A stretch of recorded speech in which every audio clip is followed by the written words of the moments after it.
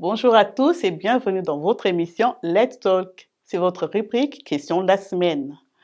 Alors, nous avons constaté que nos enfants congolais de la diaspora ont tendance à négliger leurs valeurs culturelles.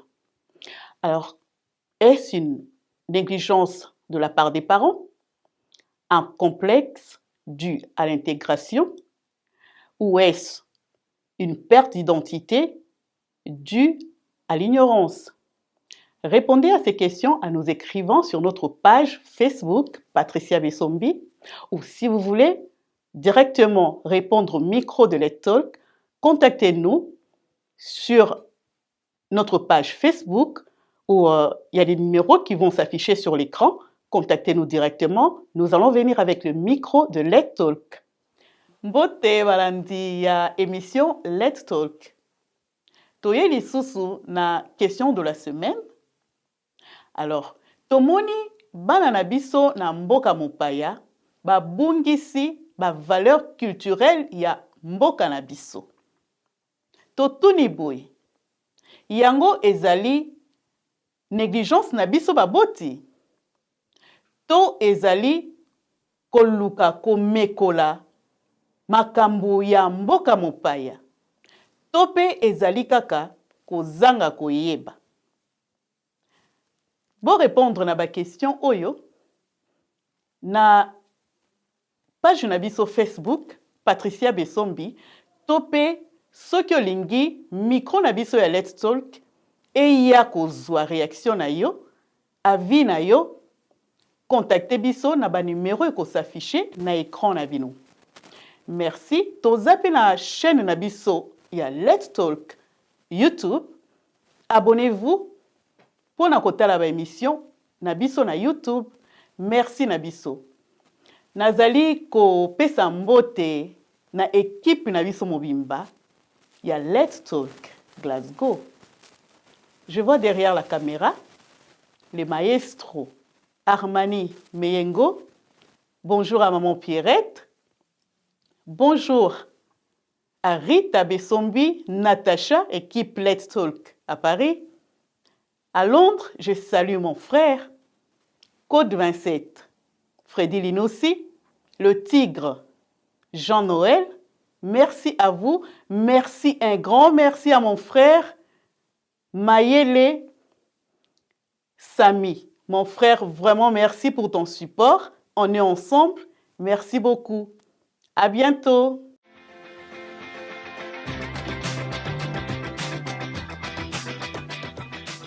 Bonjour à tous, c'est le micro de Let's Talk. Voilà, nous sommes venus avec une question. Notre rubrique, c'était question de la semaine.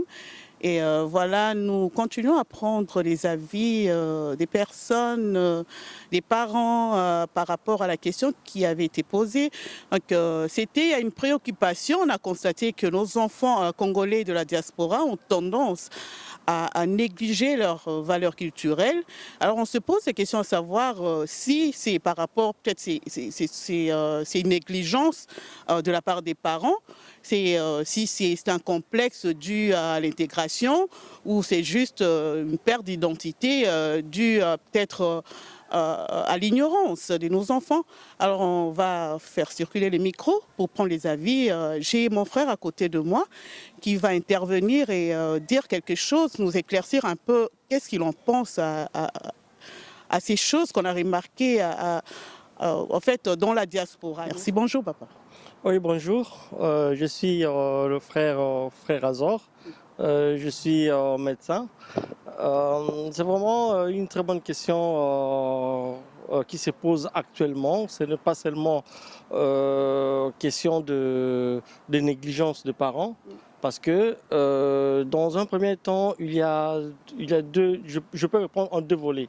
Il y a des parents qui ne se font pas obligés d'expliquer à leurs enfants leur origine. Donc question d'abord de l'identité africaine. Et ils veulent emprunter l'identité européenne et puis ils empruntent cette identité-là très mal. Et c'est pour cela qu'il y a déviation et puis manque de culture africaine. Bon, il y a des parents aussi qui expliquent, qui montrent à leurs enfants leur identité, donc l'originalité africaine, la tradition africaine. Et je pense que ce n'est pas vraiment, ces enfants-là ne sont pas vraiment à côté de la tradition africaine. Mais les enfants qui sont dans la tradition européenne et qui empruntent cette mentalité de l'Europe, que biso tokola na poto, et encore le parent qui dit que non, botika baron bazaba na poto.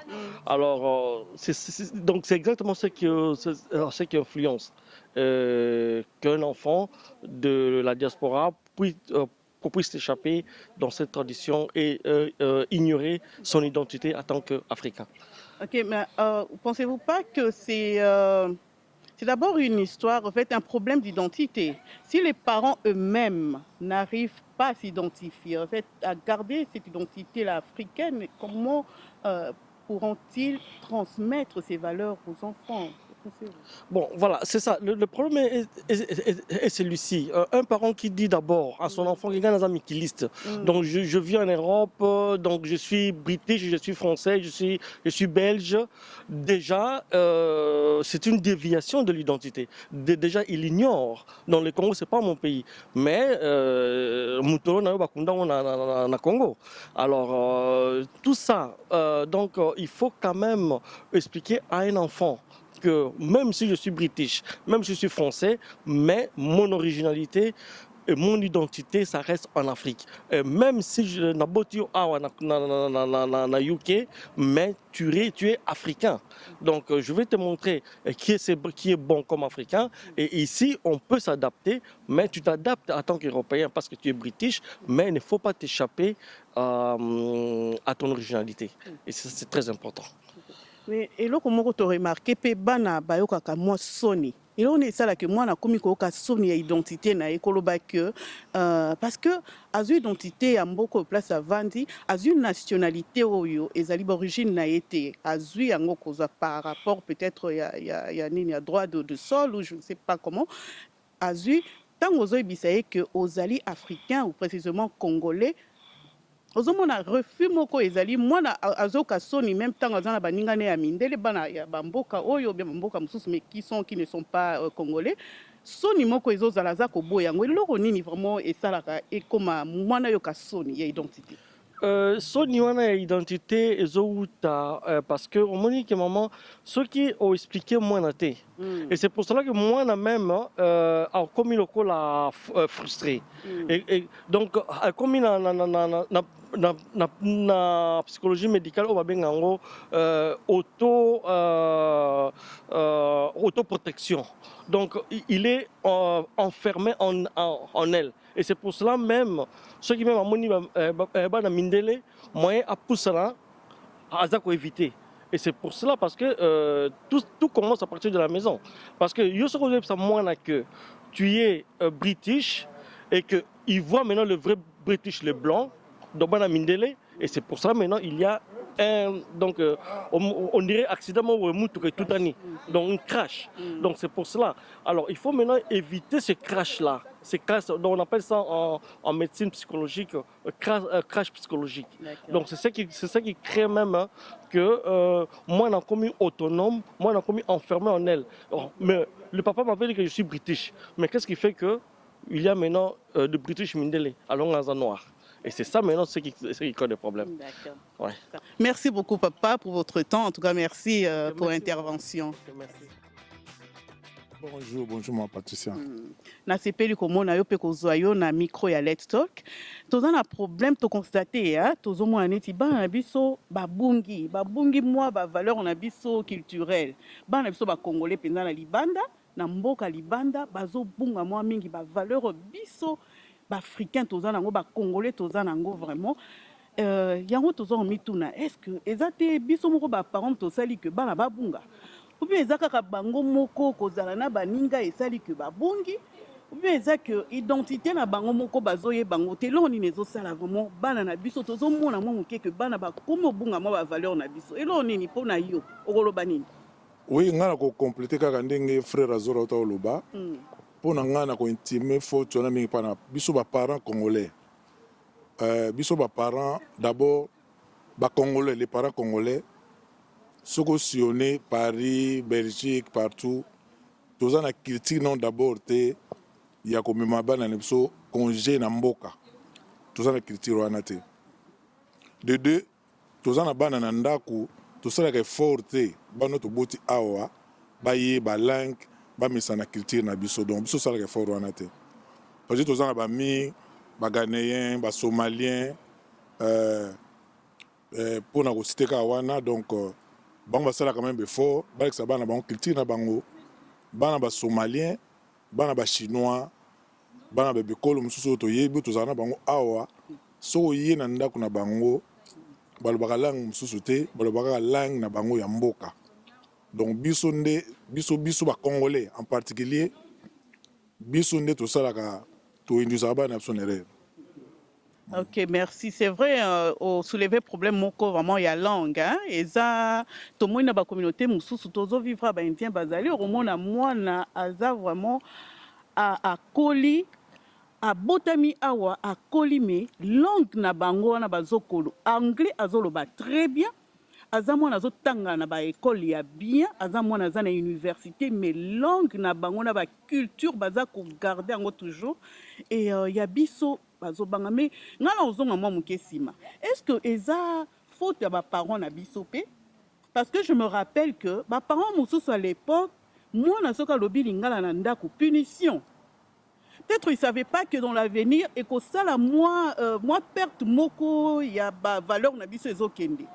Ozo mona papa, na yebite soko ozo yeba. O mona parent pena mona tango koloba, ba latisi eloko mona ti punition moko boya loba ki lingala pona nini et langue komaki un peu étouffée aussi. Yango bana na biso lelo baza ko se retrouver na problème mwana. Vraiment rôle bani par rapport.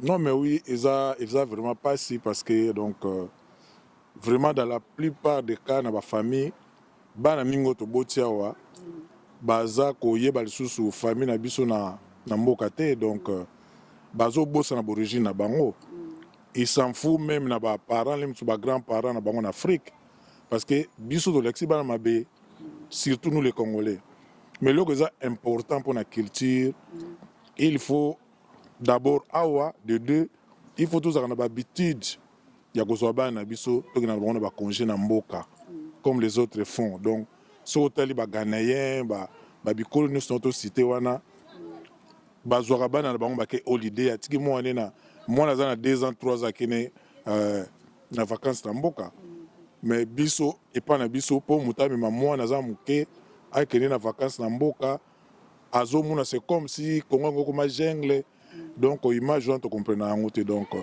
moi j'intime ba responsabilité pour na biso ba parents trop peur de culture na biso donc en tout et pour tout. D'accord. En tout cas, merci pour l'attente, papa. Moi, merci pour la réponse. Tout ce pays qu'on a micro Let's Talk. Merci, papa. Bonne journée. Merci. Ok. Tous un micro toujours à Let's Talk. Tous à faire tourner micro na biso. Par rapport à la question posée, question Ezali, rubrique Nabi, c'est la question de la semaine.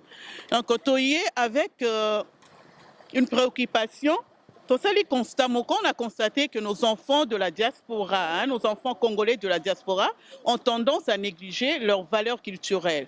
Alors, tous autres, et là, on est les sala. Et ça, faut que nous parents. Ou les bana bango moko kaka va se perdre par rapport, il y a peut-être intégration ou un complexe, un problème de complexe ou un problème d'ignorance. Je ne sais pas. Bonjour maman. Ah bonjour mamie. Jena na tuna ino iloko moza na bana. Na bana. Bana babotami abakolia. Nazana o babotami awa na o babotami na Kinshasa. D'accord. Alors problème moyo kolobani par rapport à ya construire tout ça. Pour ngai na kopesa faute na ba parents premièrement na bana. Na kobana na ba parents. Pourquoi na lo ba parents parce que koya na mboka oyoyo Et l'obit est que tokobosa na nyonso non. C'est les parents, c'est les parents mutu ala kisaka mwana nzela o akolandela. Mwana kolia na ye, mwana kolia nyonso. Na ba école ba la kisaka bango biloko na bango wakolia, mwana soki neta tika la kana cantine ou bien na crèche na bango. C'est vrai qu'on lia biloko amindele. Mais nyonso le kakana ndaku. Nyonso base ya mwana ebandaka na ndaku, ebandaka libanda te. Soki yo mama na ndaku na yo, olakisi mwana oke o pondu, o fufu, o biloko na biso, mwana na bomwana ne abandi komeka kolia yango, abandi komeka kolia yango, ti akokola kozala nango akozala na complexe mon côté. Même si akoyi mukolo ozala na complexe mon côté parce que nga na ndaku nanga ba nanga balobaka lingala parce que bayokaka nga tango nyonso tona lobaka na lingala. Ya mikolo o babotama na Kinshasa baya, c'est vrai que au début bazalaki na moi mikakatono wana bakomi ko kasoni. Mais non, na ndeko loba bango que non, boko yo kasoni te botala ba chinois. Chinois bana na bango balobaka munoko na bango sans kozala na contrainte mobwe ata ba arabe. Ba arabe bana bango balobaka munoko na bango na nzela na balabala sans biloko na bango balia kango. Mais moi je pense que ça biso moko.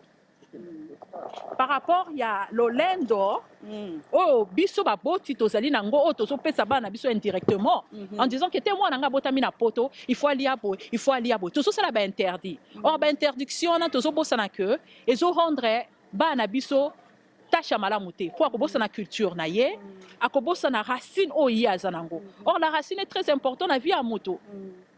Mais moi na bana biso soki ba koli quelque part on a vu que ça peut faute bana pourquoi tango akoli. Au moment où maman ande ko stimuler te, ande ko bouger te pour ça lango. Il pas bandi. O ko kapona alo balingala comme o kaligala soni. Or lingala on eza langue na ye. Moi je me rappelle toujours que dans la France maman moko boya mundibu, c'était une Algérienne ndolo balanga tango nyoso ke.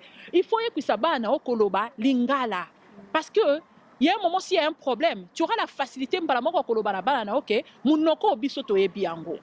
Or lelo yo et comme aneti fashion o comment est orgueil que na lingi mwana lingala na koloba ngote ba langue na salité non azo bossa na mœurs na ye azo bossa na être na ye moko mona ba chinois ba loba a koli awa botami mais azo loba ki chinois na anglais très bien. Pourquoi? Parce que ça ye mundibu akoloba kindibu zotala mwana na azo beta kindibu okasa botama na mboka non abotami na mboka oyoyo. Mais moi, je pense que ça yango. Donc, les loyaux, que parent à parent, il faut ça la part naïe. Donc, on condamne qu'à banate. Non, et ça, ils sont de toi responsable. Oh que il faut tout ça l'effort pour na bana biso ba yeba munoko. Et ça valeur na biso. Et ça culture na biso. Et ça très important. Pour na mboka na biso, pour na bana, pour na et puis ça bango pe go ba s'intégrer na katia mboka oya biso. D'accord. Ok, merci. Nini cause à la conséquence ikoyo ya kobungisa ba valeur wana conséquence ni pona yo conséquence cause à la pour nanga conséquence na mone cause à les belé parce que ba ça la désorienter. Par exemple, à quoi koloba que non, j'irai jamais en Afrique. Mais il y a des circonstances où que ça là que à kokende Afrique. Mais comment il va elle à dialoguer? Alors on a un problème sur ce point-là. Le loyo mboka na biso e bongi. À Okende, oui, français, oui, on parle français. Mais il y a des parties où les gens ne connaissent même pas le français. Ce qu'on va la business, ou à Koluka créer, ça sera important. Or, pour moi, culture c'est très important. Pour l'identification même, il y a Yomoko Moto. C'est ça qui est important. Tu t'identifies. Au lieu de s'identifier. Parce que tu as titre à français, ou tu as titre à british. En réalité, tu n'es pas. Parce qu'après, la société va corriger en kaka. Donc, tu dois être fier que non. J'ai mes racines, je suis congolaise, j'ai mes racines. Et ça, il y a je pense que c'est sa force, il y a mon corps dans mon corps. Okay. Et ça, on doit les donner aux enfants. Merci pour ton intervention, maman. Bonne journée. Merci beaucoup. Okay, merci. Au revoir.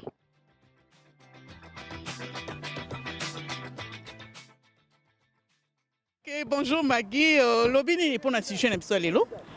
En tout cas, si j'ai le la sepeli na ndingo pesinga micro, eza sengo mingi. Eza nde biso ba maman dem tozana toana tort pona bana na biso. Po bana nyonso bazo vivre na kati ya mikila poto awa bana wana bazolo ba anglais bazolo ba français bazolo ba lingala. Pona nini kaka biso ba mama congolais tolingi bana so ba lingala te. Toza ko po mabana na biso. Po lelo bakoki ko ya lelo problème moko yé. na besoin que na sinale mwana ngaki ndenge za boye yaya leka zwelo ko wana na lobi na lingala ya siko azotala ngazo babeke loko nini omoni ke eza mabe pona tozala bien en tout cas nyos totindaka bana biso pe tolobi la lingala soko pe na français soko zo comprendre tobi na français po abayebaka surtout eloko peut-être peut-être on a besoin langue na biso na bana biso pona ni bikolo bakomi koloba langue na biso babikolo mususu okokotela biso na shop kestombe eloko ekolo mususu oyebi soki na lingala oluka fumbwa ozoluka pondu biso moko bana biso ayebi fumbwa te kasi eza nini te yozela bayebi lingala te bayebi français te bayebi donc oyokala biso oloba noka na anglais azobingisa oka na anglais mam nazoyoka te makambo ozoloba sikoyo en tout cas faut tosala effort tosala tout bana biso mpona biso bamama biso moko nde tosala effort wana po bato mosusu bakolobela biso langue na biso te ke baleka biso baleka bana biso ke